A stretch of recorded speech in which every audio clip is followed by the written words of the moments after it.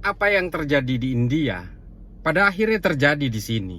Banyaknya suara-suara dan racun-racun yang seliweran di media sosial kita yang meruntuhkan kesadaran sosial masyarakatnya. Bagaimana pendakwah-pendakwah agama yang kemudian menyerukan seolah-olah bahwa Tuhan itu tidak memberikan kesempatan kepada manusia untuk bertahan hidup. Bagaimana kemudian mereka memaksakan umatnya untuk tetap datang ke rumah-rumah ibadah dengan alasan lebih takut kepada Tuhan daripada penyakit. Ini kan hal-hal seperti ini kemudian yang merusak di India. Karena bagaimanapun manusia berhak untuk berikhtiar menjaga umurnya. Mati pasti. Nah, menghindar dari virus COVID, berhati-hati dalam pandemi ini adalah bagian dari upaya untuk menghindar dari kematian itu. Dan ini sangat dianjurkan oleh agama. Apa yang pernah terjadi di India itu terjadi di sini. Apa yang terjadi kemudian, kematian massal itu merajalela di India. 4.000 orang mati dalam seminggu. 400.000 orang terpapar dalam seminggu. Dan ini terjadi di negara kita saat ini. Pemerintah seharusnya memulai dari racun-racun yang seliweran di media sosial kita ini harus ditindak tegas. Karena ini semua yang berusaha menciutkan mental masyarakat kita. Kesadaran sosial masyarakat kita diluluh lantakkan oleh suara-suara dan racun-racun yang bersifat hasutan di dalam media sosial yang justru mengajari masyarakat kita untuk tidak bernalar. Belum kita bicara soal sampah-sampah politik yang belum pernah bisa move on itu. Menyerang pemerintah. Dan kemudian di lain pihak dia berusaha untuk menurunkan kesadaran masyarakat supaya negara ini hancur. Lalu kemudian demi kepentingan politik mereka, mereka kemudian akan berusaha mendegradasi pemerintah. Pemerintah di sini harus tegas.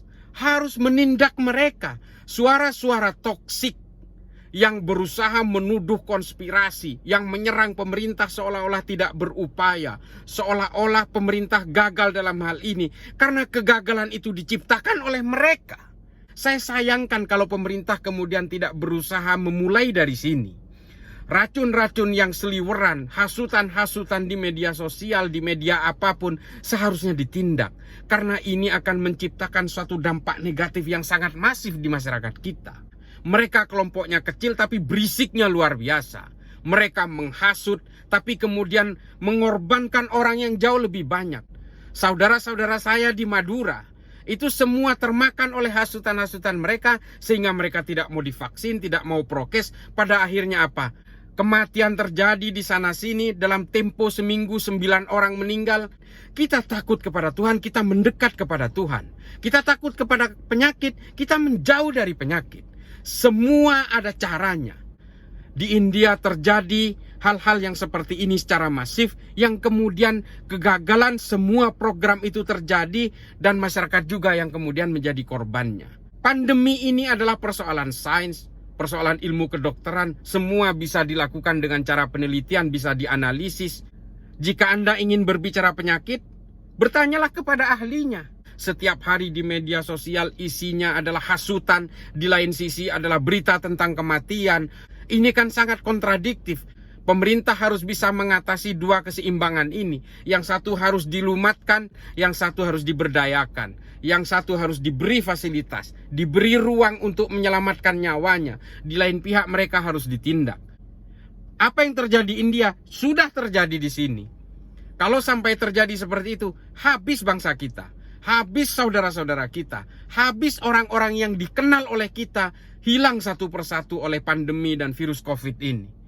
Ini kan sebenarnya kejadian yang tidak boleh didiamkan. Marilah kita beragama, marilah kita menjunjung tinggi kemanusiaan, menjunjung tinggi perdamaian, marilah kita hidup bernegara dengan akal sehat, dengan nalar.